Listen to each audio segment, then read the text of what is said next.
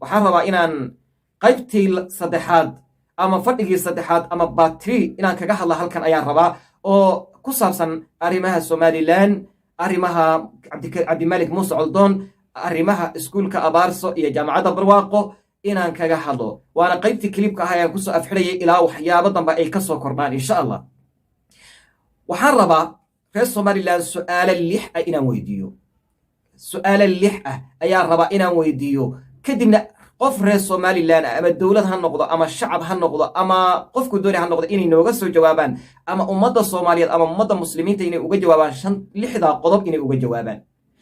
qodobka koowaad, iskuulkan abaarso jaamacadda barwaaqo anigu ma aqaano runtii xaqiiqatan. waxa dadku ka sheegayaan iyo waxa aan ka aragnay social mediaha baan ka hadlay. 6 arrimood aan rabo koobaad waxa weeye inaan su'aalo ayna nooga soo jawaabaan dadka. anoo mar walba su'aasha raacinaya say dadku u arkaan iyo fahamka ay dadku ka qaateen.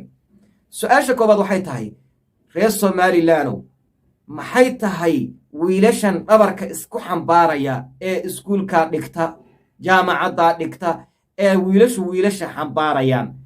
dadku waxay leeyihiin wiilasha xambaaraya waana la sawirayaa, jaamacaddaa soo sawiraysa, social mediaha la soo gelinayaa. waxay dadku ku fasireen oo dadkii noo fasiray ay noogu fasireen oo noo sheegeen wiilashan isxambaaraya waxa weeyaan waanu isku filannahay, haddaan nahay wiilal annagaa shahwadanada isugu filan, waanu isu tegaynaa, wiilkaa ku filan.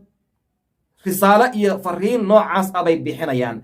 gabdhaha xambaarsanna waxay bixinayaan ayaguna, ilan waan aragnay mar walba, waa kan idinka ila daawanaya, waa meeshan ayaan idiin soo saaraya. gabdhaha xambaarayaana ayadana waxay bixinayaan annagaa isku filnaanay, ragow wiil uma baahnin, gabadha ayadaa ku filan, shahwadeeday la gudan, way la raaxaysan ayay bixinaysaa bay leeyihiin.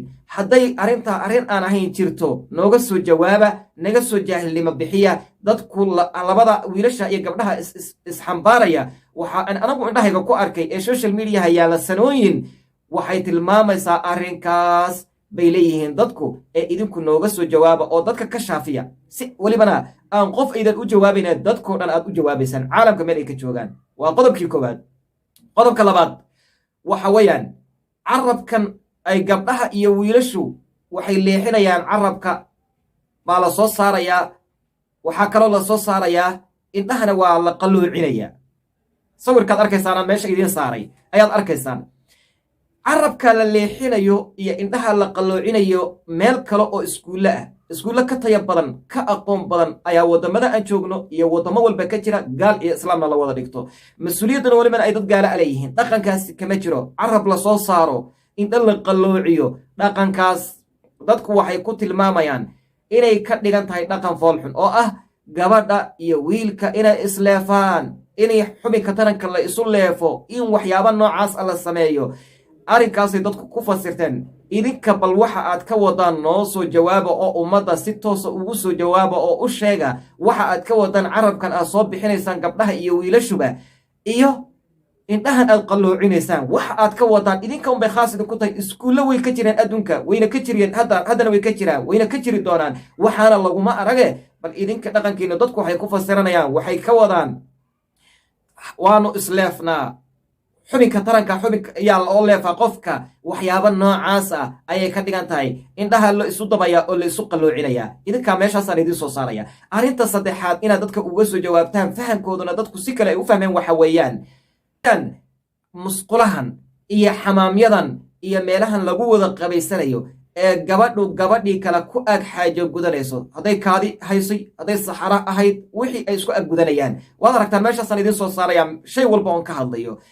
waxaa iskuulka aad loo soo celceliyaa, social mediaha lasoo dhigaa musqulo aan waxba u dhaxaynin oo labadii qof is arkaan, cawradoodii isdaawanayaan. waa xaraam diinteenna islaamka. cawrada qofka kale, xataa ninka labadiisa xaas ee uu qabo inuu meel isugu keeno lama ogolay cawradooda is arkaan. waa kala xaaraam, lianna labadan dumarka ah cawradooda isma arki karaan. inaad 2 gabdhood cawradoodii, 3 gabdhood, 4 gabdhood, 5 gabdhood hal meel ku wada xaajo gutaan oo meel ay ku wada xaajo gutaan loo sameeyo, maxaad ka wadaan? dadku waxay leeyihin waxaa laga wadaa gabdhahan iyo 2 gabdhood iyo gabdhahan faraha badan intay istaawadaan cawradoodii cabsidii kala haysa inay dhammaato kadibna markii guriga la wada tago xumaan la wada sameeyo laxqi iyo saxqi iyo balaayo la wada sameeyo ayaa laga wadaa. wiilashu saasoo kale cawradoodii markay meesha is arkaan in iyaguna wixii sameeyaan oo cabsidii ay dhammaato oo kale ibdhoodkii ay meesha ku dhammaato ayaa la rabaa. oo xumaantii diiniyana ma banaana in musqulsa u bannaan lagu wada xaajo guto, dumar ay ku wada xaajo gutaan, rag ay ku wada xaajo gutaan lama ogolo. maxaad ka wadaan? dadku tafsiirkaasi ka bixiyeene.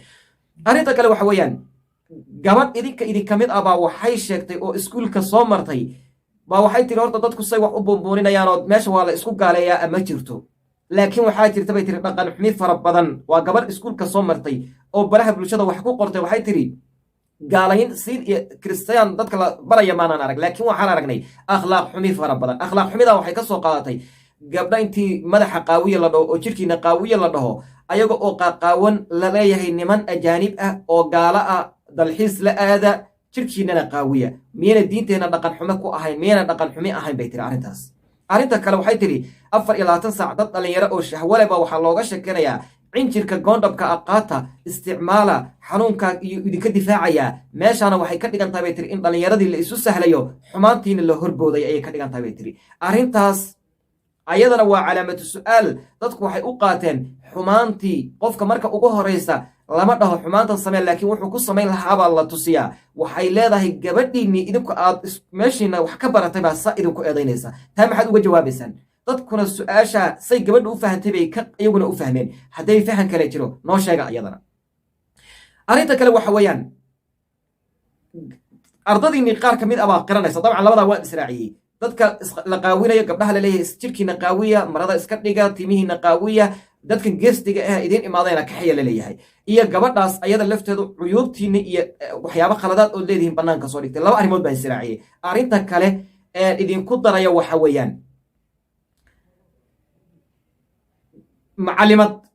macallimiintiina ka mid ah oo iskuulka dhigtaba waxay leedahay khudbad ay jeedisay, gabdhuhu way ka kaaftoomaan ragga maanta oon joogno.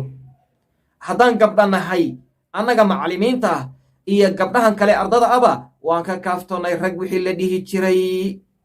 dadku ereygaa waxay u fasirteen, sawirkeedana qof walba shay walbaan idiin soo saaraya. dadku waxay u fasirteen gabdhihii ayagaa isqaba, ayagaa xumaan isku samaynaya, ayagaa saxqi isku samaynaya, ayagaa isu galmoonaya, balaayo ay isu isticmaalaan, macinjirbay isu isticmaalaan, macaagiibay isu isticmaalaan, gacmahooda waxaan annaga ma sii tafsiirin karno.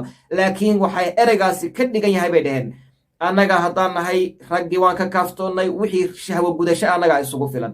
ragow idinkuna isku filnaada oo liwaadkiinna iyo hawlihiinna idinkuna dee isku filnaado ha noo soo gudbina. marka arrintaasina waa dhaqan adduunka ka jira oo caan ah oo la yaqaano oo xun oo ka jira weeye. dad baana u ololeeya, madaxweyneyaal baa u ololeeya, cid walba u ololaysa. gaalada qaar way diidaan, qaarna way u ololeeyaan.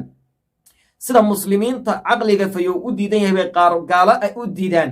qaar muslimiin ah oo dee hadday dhab noqoto arrinta hadda laydinka soo bixinayana way ogolaadaan. kuwo muslim sheeganaya welibana aan dhaho, muslim saxa ma ogolaan kare, gaalana way ogolaadaanoo waa dadkii dee bilaabayba fuxshiganba. ilaahay baana ku tilmaamay inhum ilaa kal ancaam bal hum adallu sabiila. ilaahay baa ku tilmaamay waa xoolahoo kale, bal ayagaaba xoolaha ka daran. xoolo dibi gudaya ama kudaya, awr kudaya, orgi kudaya lama arko. awrku dhadigu wax ka doontaa, xoolaha labkiihi dhadigay wax ka doontaan. bal hum adallu sabiilan. kuwan maanta raggu ragga waxa ka doonta leh, dumarku dumarka waxa ka doontaan leh, bal hum adallu sabiilan weeye, xoolaha ayagaa ka daran. marka 6daas su'aaloodeen idin soo weydiiyey oon meesha idiin soo wada saarayo tilmaamahoodii iyo caddaymahoodii, su'aalahaasina dul hoganayaan. nooga soo jawaaba idinkoo caqli fayow leh, is adkaynaynin.